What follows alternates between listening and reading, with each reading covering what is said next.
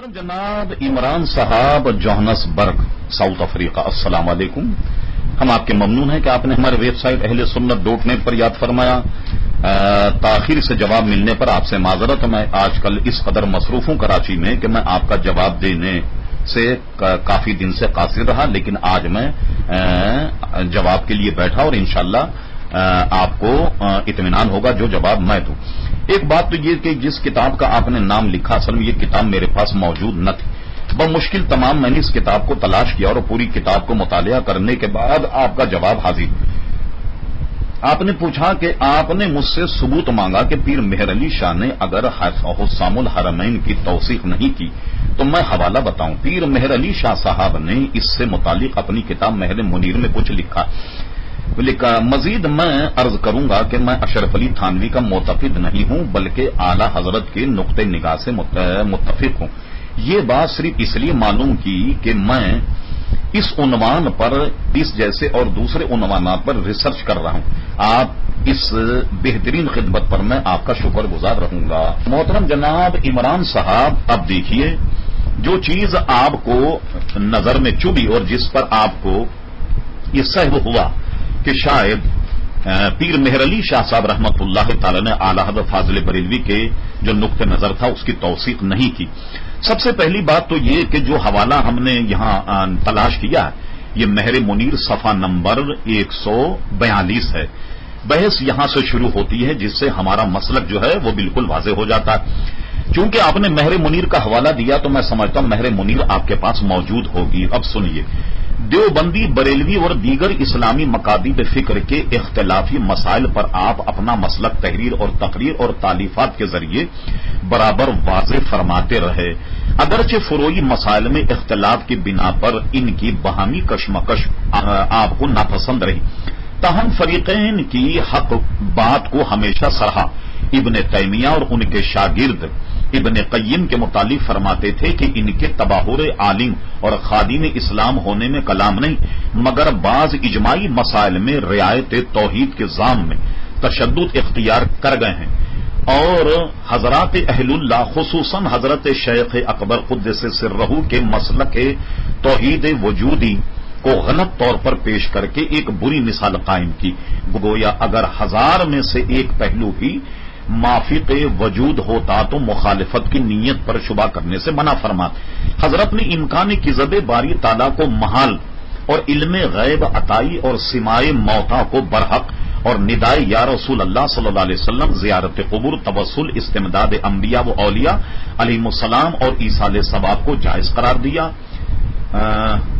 معبودان باطلہ اور اصنام کے متعلق نازل شدہ آیات کو انبیاء اور اولیاء علیہم السلام پر منطبق کرنے کو تحریف اور تخریب سے تعبیر فرما کر مولوی اسماعیل دہلوی کی تقویت الایمان کے استدلال کی تردید فرمائی۔ محترم جناب عمران صاحب، بڑی حیرت کی بات ہے کہ یہ جو میں نے عبارت آپ کے سامنے پڑھی بے عینی مہر منیر کی، اس نے تو تمام گوشوں کو واضح کر دیا۔ اب میں جو آپ کے سمجھنے میں سقم پیدا ہوا وہ میں بتاتا ہوں۔ سب سے پہلی بات تو آپ کے ذہن میں یہ رہے کہ مہر منیر پیر مہر علی شاہ صاحب کی تصنیف نہیں بلکہ ان کی زندگی پر دوسروں نے تصنیف یہ کتاب کی ہے۔ ایک بات تو یہ یعنی گویا ان کے ملفوظات کا یا ان کے کلام کا مجموعہ ہے جو دوسرے لوگوں نے ترتیب دیا، خود پیر مہر علی صاحب کی کتاب نہیں۔ مہر علی صاحب نے جو بات کہی، دیوبندی بریلوی جو فروعی اختلافات تھے وہ ان کی طرف توجہ نہیں فرماتے، یہ بات اپنی جگہ بالکل درست ہے کہ فروعات میں ایک دوسرے کا مسلک ایک دوسرے سے جدا ہوتا، جیسے کہ امام شافعی، امام احمد ابن حنبل، امام مالک، امام اعظم ابو حنیفہ کو لے لیجئے کہ باوجود اس کے کہ ان میں فروعات میں اختلاف ہے لیکن کبھی یہ دست و گریباں نہیں ہوتے۔ اس کے بعد میں آپ غور فرمائیے کہ پیر مہر علی شاہ صاحب نے کتنا واضح الفاظ میں کہا اور شیخ اکبر قدس سرہ کی تائید کی اور یہ کہا کہ ان کی عبارتوں کو توڑ مروڑ کر انہوں نے شیخ اکبر پر جو شبہ اور گویا ان پر غلط الزامات لگائے ہیں، پیر صاحب اس کی مذمت کر رہے ہیں۔ پھر اس کے بعد کتنا واضح طور پر پیر صاحب نے لکھا کہ حضرت نے امکان کذب باری تعالیٰ کو محال جانا۔ کیا مطلب ہوا کہ علماء دیوبند یہ کہتے تھے کہ اللہ تبارک و تعالیٰ جھوٹ بولنے پر قادر ہے لیکن بولے گا نہیں۔ اس کا ثبوت جو ہے وہ براہین قاطعہ ملاحظہ فرما لیجیے شروع کے صفحات، اور خود مولوی رشید احمد گنگوہی کی فتاوی رشیدیہ ملاحظہ فرمائیں کہ جنہوں نے امکان کذب باری تعالیٰ کو جائز قرار دیا، پیر صاحب اس کا رد فرما رہے ہیں اور اس کو محال قرار دیا۔ اب مجھے بتائیے کہ جو محال کو ممکن قرار دے وہ کیسے مسلمان اور دیندار ہو سکتا ہے؟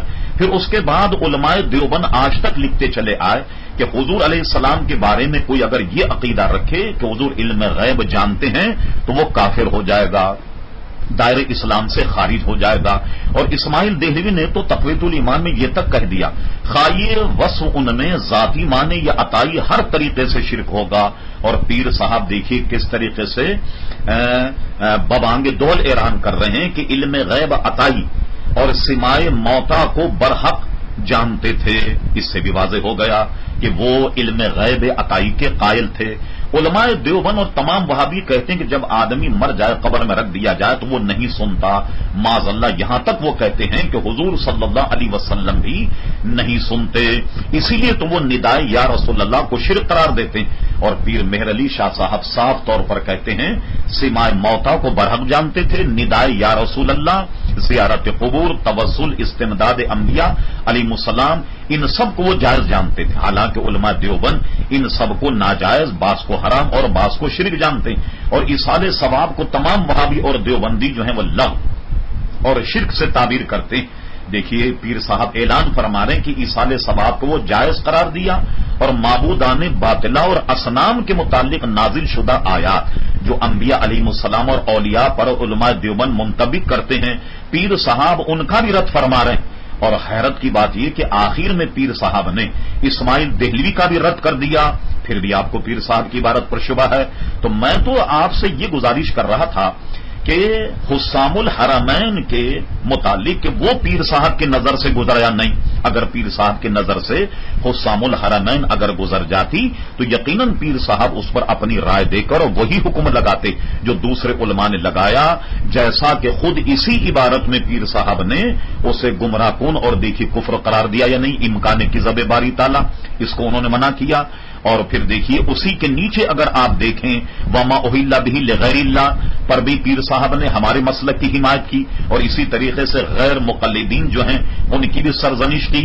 لہذا پیر صاحب مہر علی رحمت اللہ تعالی علیہ مسلکن اہل سنت و جماعت تھے، یہ میں نے اپنی معلومات کے مطابق آپ کو میں نے یہ عرض کیا۔